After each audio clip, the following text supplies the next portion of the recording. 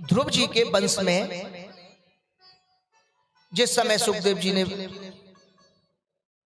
श्रीमद् भागवत तत्व का आनंद प्राप्त कराया, तो राजा परीक्षित ने पूछा, बोले भगवान, मैंने सुना है कि ध्रुव जी के वंश में तो भगवान ने अवतार लिया था। बोले हाँ। बोले वो अवतार की कथा सुना।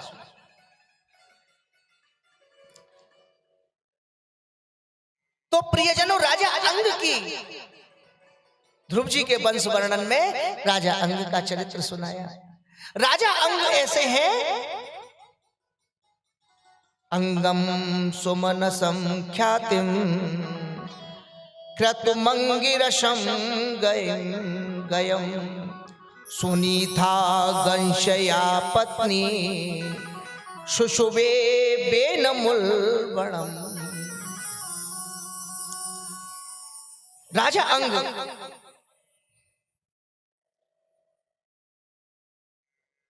प्रियजनों,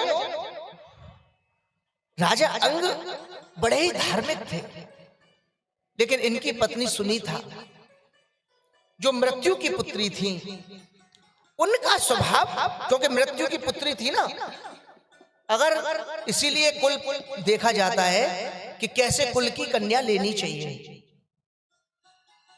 कुल कैसा है, मां का स्वभाव कैसा है, पिता का स्वभाव कैसा है, जरूर कन्या के स्वभाव में उनका अंश आया होगा। तो ये मृत्यु की पुत्री थी, इसलिए इनके स्वभाव में भी कर्कशता थी।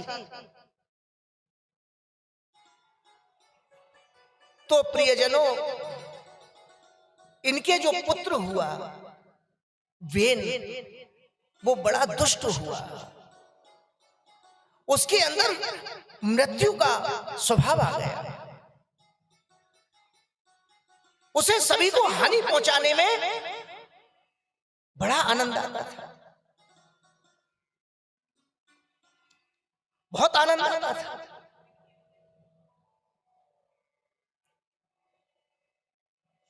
अब राजा अंग ने देखा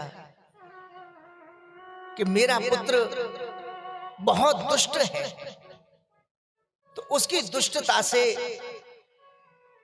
द्रवित होकर के राज्य छोड़ दिया। जब राज्य छोड़ा तो भाई राजा किसको बनाए? अब प्रजा गुरुजनों से कहा, गुरुजी बताइए राजा कौन बनेगा, कौन संभालेगा? तो सुनीता बोली, नहीं, मेरा पुत्र ही राजा बनेगा, बेन ही राजा बनेगा, वही राजा का राज्य का अधिकारी है। अब इसको राजा बना दिया।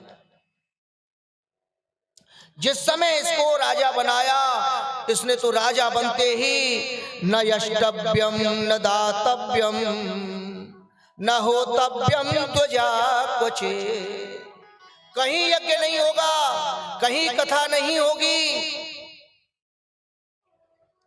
कहीं कीर्तन नहीं होगा, कोई दान नहीं करेगा,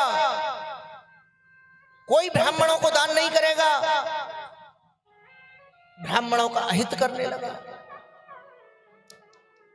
मैं ही भगवान हूं, मेरी ही पूजा करो, मेरे नाम का यज्ञ करो, मेरे नाम की आहुति लगाओ। अब इसने जब ऐसा किया और हवन यज्ञ जब तब, अब देखिए, जो हम हवन यज्ञ करते हैं ना, हवन करते हैं, यज्ञ करते हैं, देवताओं की पूजा करते हैं, अन्य अन्य आचार्यों के द्वारा। आपके यहाँ बहुत बड़ा यज्ञ मंडप बना हुआ है, मैं समझ रहा हूँ। समय समय पर हमारे आचार्य रविंद्र जी आदि जो भी यहाँ बहुत बड़े बड़े विद्वान विराजे हुए हैं, समय समय पर यज्ञ कराते होंगे। तो जो आप यज्ञ करते हो ना, यज्ञ से समस्त संसार सुखी होता है, और यज्ञ से जो ऊर्जा उत्पन्न होती है उससे नेगेटिविटी दूर होती है। संसार की जो प्रदूषण फैलता है ना, प्रदूषण, आप यज्ञ करते हो तो क्या करते हो यज्ञ में? किस चीज की आहुति लगाते हो? जौ, तिल, चावल, देसी घी, शहद, कमलगट्ठा, मेवा, आदि, छाल, छबीलो, अगर मगर तगर, ये सारी जड़ी बूटियां सब कुछ आजकल नहीं डालते आप लोग, मुझे मालूम है।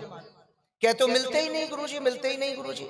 आजकल तो जौ तिल चावल की भी सामग्री बनाना नहीं चाहते हो आप लोग, क्योंकि तिल लाओगे धोने पड़ेंगे, साफ करने पड़ेंगे, सुखाने पड़ेंगे। चावल लाओगे सुखाने पड़ेंगे, सुरहरी तो नहीं है तिल में, सुरहरी तो नहीं है, जौ के अंदर घुन तो नहीं लगा हुआ। इससे बचने के लिए अब आप लोग एक ही काम करते हो, बाजार की सामग्री ले आओ, बुराइदे वाली लकड़ी का बुराइदा आता है, उसमें कुछ नहीं आता। खुशबू तो डाल दी जाती है लेकिन उसमें कुछ नहीं है सिवाय लकड़ी के बुराइदे के। कोई सी भी सामग्री ले आओ, लकड़ी के बुराइदे पे ही बनी हुई है वो। बहुत लोग करते हैं सामग्री का काम, हाथरस में बहुत होता है सामग्री का काम, और सब लोग अपनी अपनी सामग्री को वेदोक्त बताते हैं, लिख देते हैं उस पर वेदोक्त, और सब बढ़ई के युक्त है, सब लकड़ी के युक्त है और कुछ नहीं है उसमें। तो सबसे पहले तो जब सामग्री आप दूषित डाल रहे हो तो नेगेटिविटी दूर कहां से होगी? अरे लकड़ी जलाने से नेगेटिविटी दूर थोड़ी हो जाएगी, लकड़ी के धुआं से थोड़ी होगी। जो आप आहुति डालोगे और मंत्रों के द्वारा जो उसमें तंत्र है, मंत्र और सामग्री तंत्र, जब वो तंत्र की ऊर्जा फैलेगी तो नेगेटिविटी दूर होगी। गृह प्रवेश करते हो, घर बनवाते हो, कुछ भी करते हो, सबसे पहले फैक्ट्री खोलते हो, हवन करते हो। हवन करने का मतलब क्या है? नेगेटिविटी को दूर करना। जो मंत्रों के द्वारा वो जो आहुति से जो चारों तरफ ऊर्जा फैलेगी वो वहां के वातावरण को शुद्ध कर देगी। वहां जो अनिष्ट ग्रह होंगी वो उसकी ऊर्जा से भाग जाएंगे और देवता लोग आकर के विराजमान हो जाएंगे। लेकिन जब उसकी सामग्री ही सही नहीं होगी तो फिर आप नेगेटिविटी दूर कहां से कर लोगे? मन का संतोष है, पंडित जी आए, हवन करा दिया, हो गया, बहुत अच्छा रहा। ज्यादा दक्षिणा वाले पंडित जी आए तो पंडित जी बढ़िया थे, कम दक्षिणा वाले आए तो छोटे पंडित जी थे, ज्यादा दक्षिणा वाले आए तो बड़े पंडित जी थे। हरि बाबा कथा कर रहे हैं तो छोटे गुरु जी हैं, और रविंद्र जी कथा कर रहे हैं तो बड़े गुरु जी हैं। तो रविंद्र जी बड़ी दक्षिणा वाले हैं, और हरि बाबा तो भैया तुलसी पत्र पे कथा करते हैं। नहीं, मैंने सुना है कि रविंद्र जी बड़ी मोटी दक्षिणा लेते हैं।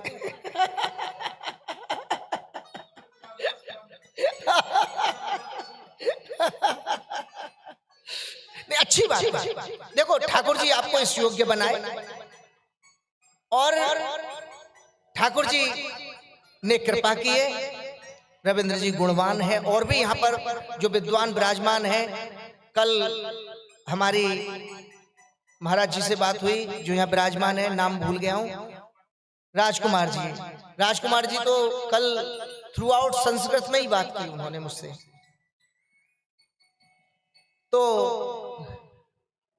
बहुत अच्छी बात है कि आप लोगों ने ऐसे ऐसे मार्मिक और ऐसे ऐसे विद्वानों को यहाँ विराजमान किया हुआ है, और ये तभी आनंदित है।